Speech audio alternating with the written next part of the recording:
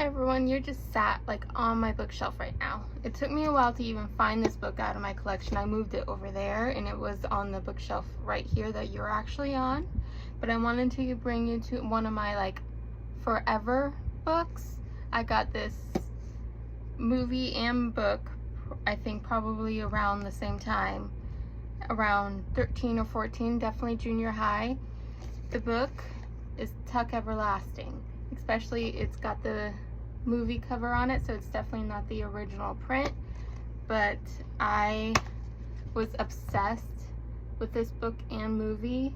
Funny story about this movie, this DVD, it's like 20 years old. Like I said, I got it in junior high. I want to say 8th grade, but it could have been 7th grade. And I actually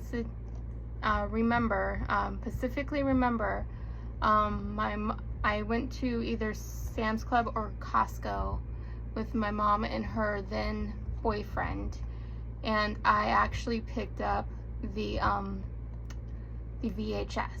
Like, I wanted the VHS, and I was carrying it around with me like throughout us shopping, and my mom's boyfriend made me go back and replace the VHS with the DVD, because like that's just right when the transition was just barely starting to go, and I thought to myself, like, there's no way that DVDs was ever gonna take off. Like, no one's gonna get onto that bandwagon, and VHSs were gonna be forever. Boy, was I wrong about that.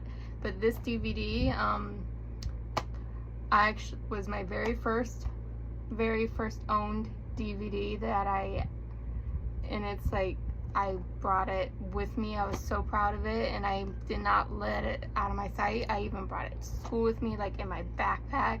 I know I would never, of course, never use it at school, but I just thought that was a funny little story I wanted to tell. And in the book, I can't remember if I got them at the same time or if I read this before I got this, but as you can see, it's definitely the movie thing, and I have read the book. I definitely had read the book.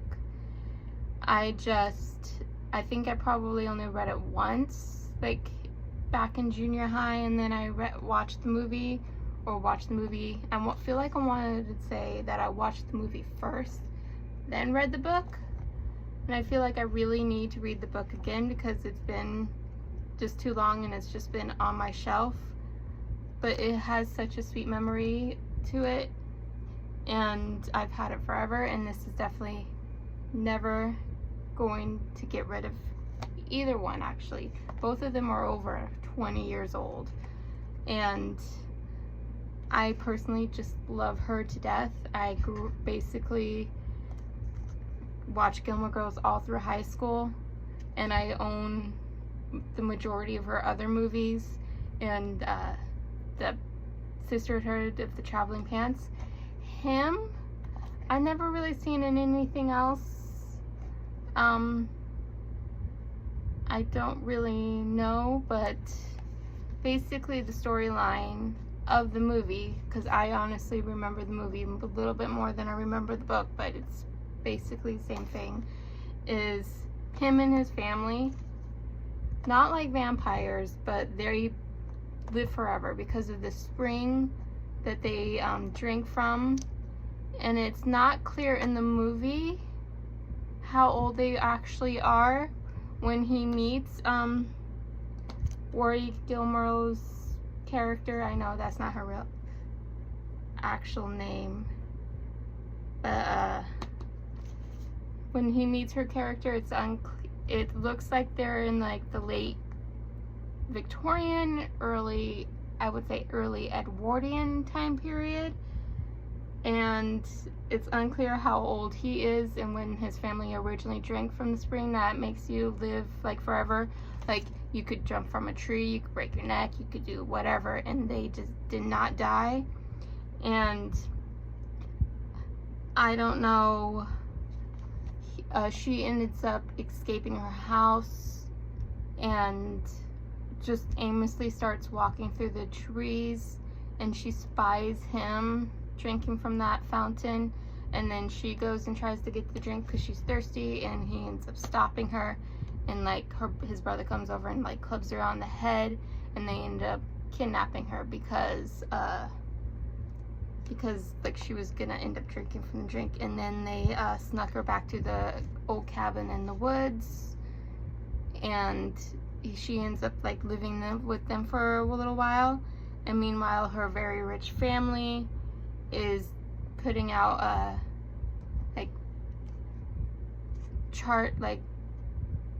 their kidnapping charges and stuff to find her, and like awards to find her. And the police officers in their jails, yeah, I would want to say this is Edwardian, because they are definitely driving cars and not on horses and such. So definitely saying Edwardian. Anyway, then they go, and then they basically fall in love, and everyone's pointing to her drinking from the fountain so they could stay forever in love and yada yada yada.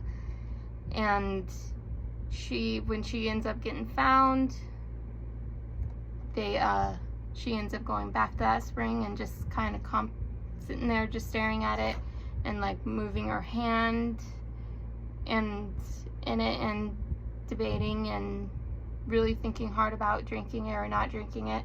And I remember I had my friend Brittany watch this, and we were in her living room, and she was like, "You better be careful, like your hand's never gonna age," like just because she's like sticking the water in her hand and like almost bringing it up to her mouth, and then she stops and she thinks, and then she thinks about something else that makes her want to do it, and then she drinks, and then she stops and thinks about something else.